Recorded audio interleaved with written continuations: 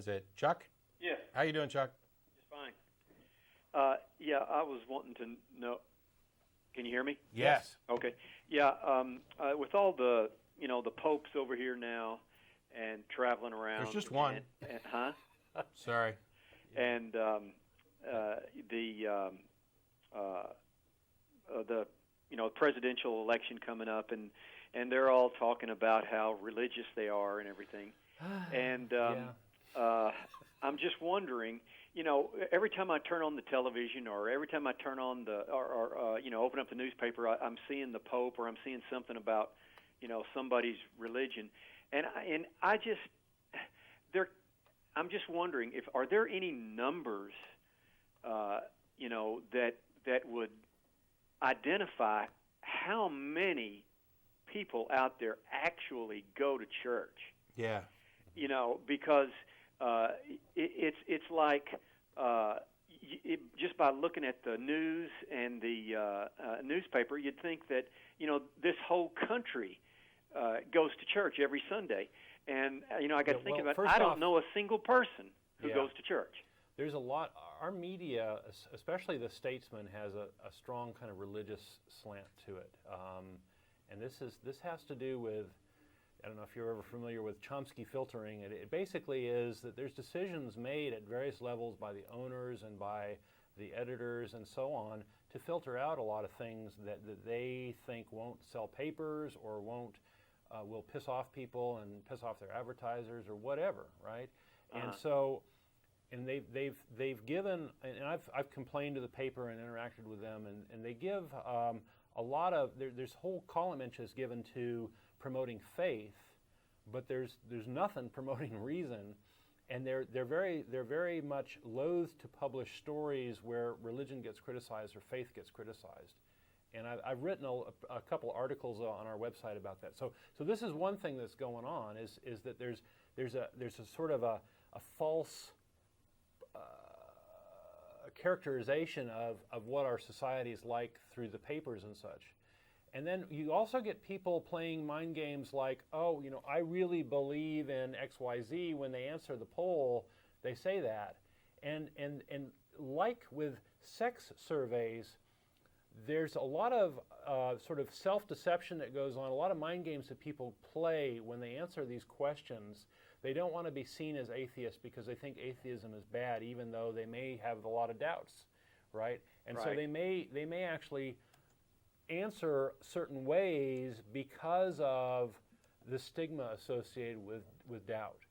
And I think that poll takers, by and large, haven't done a very good job of exploring these nuances. I don't think they take nearly as much care with religious surveys as they do with sex surveys, where this is a notorious problem of getting accurate results. I think the religious surveys, they're happy to have high numbers of religion, and yes, there are some studies where people don't go to church very much, and but they don't get much news, and they don't show up in the news very much, and you have to search them out. Well, did you hear just I think it was last month, and I meant to save it and I forgot to, but there was an article. Some university did a study, a 10-year study, and their results were that over the last 10 years, a very large number of Americans had moved away from religion. Some person switched from one religion to another. Well, no, they've just moved away from believing in God, by becoming atheists, I guess. Yeah, the category called nuns, or none of the above, is getting very big. These are people that don't identify with specific religious traditions. Now, you have to actually subdivide this category is about 16, 15%, and it's getting bigger. But within this category are people that might have God beliefs and who don't have God beliefs. So very often you'll see this broken down into people who claim to be atheists and agnostics and so on. But this nuns people are basically people that have sort of given up on religion as a thing. They may still have beliefs and they may still read the Bible, they may still do whatever, but they're giving up on the formal religion thing. And I think that that's a very interesting trend that's going on in the United States. that basically religions are having a little tougher time selling their wares, I think. Yeah, well, they're definitely the Catholic Church, since all their homosexual their homosexual problems, they've definitely on the blitz to get members. Well, a lot of Protestant churches are having trouble too. Well, they should. Yeah, Ted Hagee. That's why I'm saying, I don't know anybody who goes to church, but every time I turn on the TV, it's they make it look like this whole country goes to church every Sunday. And another thing, these politicians, they pander to these churches, and definitely. With Obama here, he's been they holding the fire to him over what his preacher said, and so all these politicians are getting in line and saying, "Oh well, I'm Christian, I'm God-fearing, I'm religious," and religion, as far as I'm concerned, our forefathers were smart enough to say we're going to separate church and state, and they had a very good reason for doing that. And I think that we should we need to make sure that we keep church and state separate, especially since the church doesn't even pay any taxes. Why in the hell would they have any say at all what's going on in politics? Yeah, they're not supposed to. Well, and they shouldn't. Like you said, what has the church ever done? For anybody. I mean, they've never come up with any kind of good idea. In fact, they've had nothing but bad ideas. The only reason churches are tax exempt is because they used to have a bunch of money and they used to run the world. This is a leftover, this is a remnant of when they had all the control. They still got all the money, or at least huge chunks of it, flipping great wads of cash. But it's this tradition. It's surely everybody just knows that religion does good things for society, so we'll give them a clean slate with regard to paying taxes. No, actually, I no longer think that that's the case. I think it may have been a case at some point when religion was primarily responsible for education of people. But guess what? We've now secularized schools. We no longer need the churches for schools.